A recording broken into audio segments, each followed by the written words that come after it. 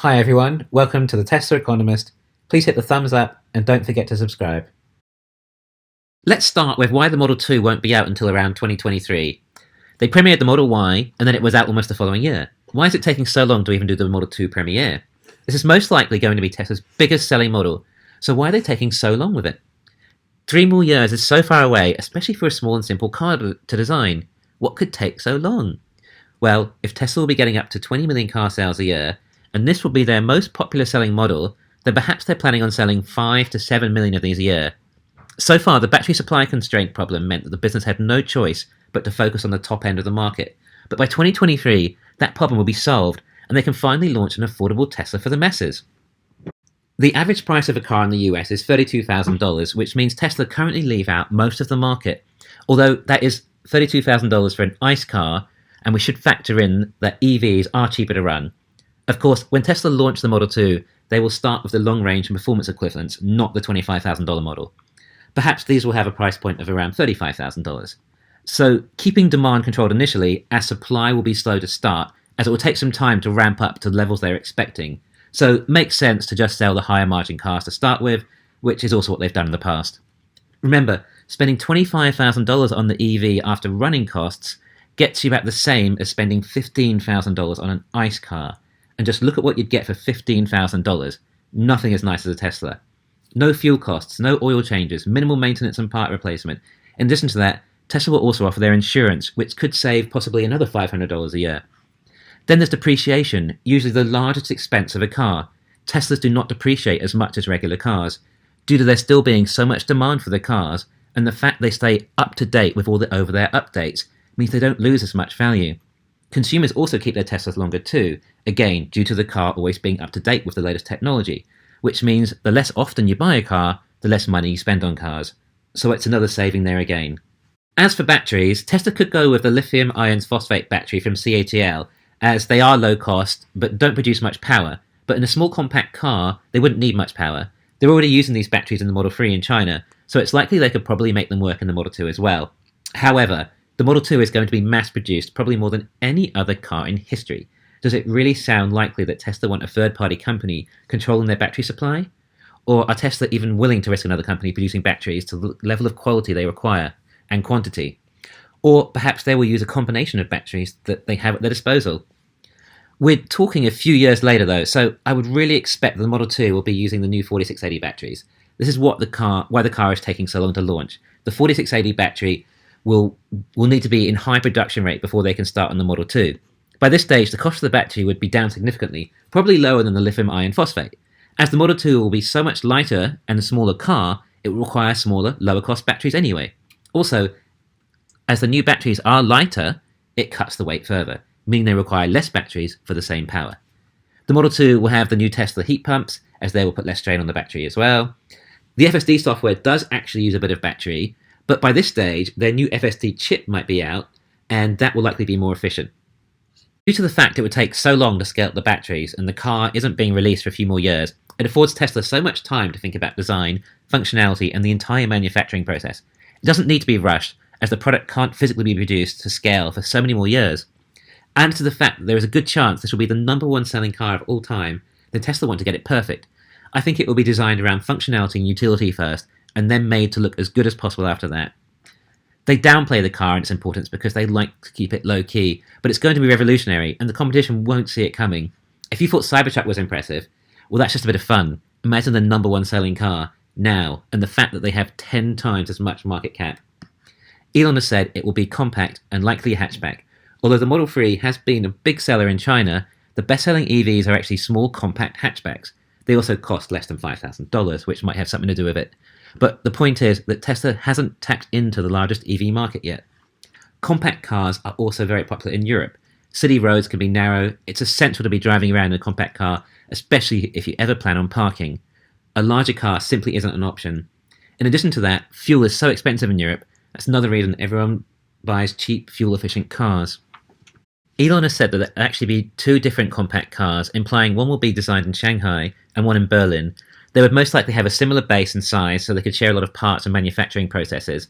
However, I don't believe people in China drive as far as Europe on average. They can also afford less too, so perhaps the Chinese one might be smaller with less powerful battery, The European one might need to be designed to drive on the likes of the autobahns in Germany, so will likely need to be somewhat more substantial. This is why we see Volkswagen's major attempt at EVs being a compact hatchback with their ID3. A lot of people are taking the ID3 seriously. Volkswagen is a quality brand that makes quality cars. The ID3 is cheaper than the Tesla Model 3 in Europe. The ID3 is not really a serious competitor though, as they simply won't be able to source enough batteries to scale up, even if they did become popular. The ID3 has no full self-driving and never will if you buy it today. Anyway, I'm comparing the ID3 to the Model 3 when my point is that the Model 2 is the competitor to the ID3. It will be cheaper, higher performance, longer range, and likely come with some great unique functionality. It will also be capable of self-driving.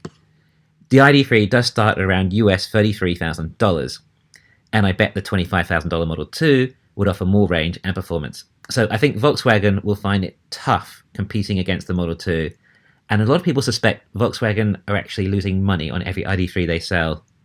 Europe also offers the Renault Zoe, which comes in at just over €20,000, which isn't far off the $25,000 Tesla price tag, except the Zoe also charges nearly an extra €1,000 a year for battery rental. At this price point, the Tesla is going to be much better value. As for the cheap Chinese compact cars, well, they simply don't meet European or American safety standards, so they can't be sold in any other major markets. The fact they cost under $5,000 too means there's little point for Tesla to try and compete at that price point. Besides, the Teslas should still end up being cheaper transport if they're used as robotaxis. Although I do believe there is a market for a cheaper, more compact electric car. Maybe companies like Arcimoto have the right idea, but their price point's still far too high. Elon talks about how important manufacturing is, but imagine when he has years to design a car around a revolutionary new manufacturing process. Remember, this is not going to be like a normal car manufacturing process. This could produce over 100 million of these cars or more. No expense can be spared. The factory will be amazing and make cars so fast. With all the incredible manufacturing, the car will be able to be made so cheap, and I bet the battery pack might only cost about $2,000 in the Model 2. So let's do the numbers. The cast aluminium shell might be another $2,000, the paint $1,000, another $3,000 for electronics, $2,000 doors and windows, $2,000 on seats and dash, $2,000 on wheels and tyres and brakes, $2,000 on battery, $1,000 on full self-driving equipment, $2,000 on miscellaneous. I admit these numbers are just very rough back-of-the-envelope numbers. I didn't know how to actually research the cost of building a car, but I think this gives us a fairly good guess. So possibly making them between around $15,000 to $20,000, which would leave a huge margin. Sure, it may take them years to get the costs down to that low, but as long as they can do it eventually, and they will do it whilst improving the quality and safety, I think they'll be able to produce about 2 million cars a year per factory when they're ramped up. With several factories around the world, it won't be hard for sales to reach over 5 million. Elon has said that the Model 2 will come with full self-driving, and it would appear that a lot of people have inferred that to mean a $25,000 car will come with full self-driving. I think that you will find that the price of the FSD will be extra, and that he was merely pointing out that it will be FSD capable, which would also imply they're capable of joining the robotaxi fleet, i.e., for $25,000 plus the cost of FSD or robotaxi fleet inclusion, you can have an income-earning asset. Expect some investors to buy perhaps as many as 100 Model 2s at a time. It's just going to be such a good return on investment. They would be the ideal robotaxi vehicles too. Enough seating for 5 or maybe even 6. Configurable seating in case you had luggage or large items you're traveling with. They can get in and out of traffic quicker and easier due to the smaller size. They can park up easier when waiting to pick up or drop off. Due to smaller batteries, they'd be able to charge a lot quicker and therefore less downtime. Eventually they could do other variations of the Model 2. The Model S has its SUV equivalent, as does the Model 3. So perhaps there will be a compact sort of SUV based on the Model 2 later. BMW and Audi do well in this market. Perhaps there may be variations of 2 doors and 4 doors as well. Model 2 might be more suitable for the more developing countries like India, where the likes of the Model 3 are simply too expensive for the vast majority, but a Model 2 might be a closer price point. Of course, robotaxi would work well there too, as it would offer a low-cost, safe, clean way to transport around. They could even take advantage of ride-sharing to further reduce the cost, just as long as the roads are good enough and Tesla sort out their charging infrastructure, but plenty of potential there. As we are talking years in the future, and Elon has stated that he wanted a factory on every continent, along with about $15 billion earmarked to be spent on factories over the next 2 years alone, then I'd say there will be a Model 2 purpose-built facility next to some of the already existing factories. Everyone thought the Model 3 was going to be Tesla's big seller. Now it looks like demand for the Model Y is even higher than the 3, and be a much bigger seller, but I think Tesla's compact car will be the real seller. This will be Tesla's Model T equivalent. Cathie Wood estimates that growth of the entire electric car market, not just Tesla, will reach 30 million new EVs a year in the next 5 to 6 years. Elon says that it should easily be done within 7 years, maybe 6, and 5 is possible, but unlikely. He goes on to say that 1 year makes a big difference in exponentials. But how many manufacturers do we see now starting to scale to that level? Just one. So anyway, hopefully we might get to see a premiere sometime in 2021. It should be the presentation of their lifetime. Thanks for listening. Please hit the thumbs up and don't forget to subscribe.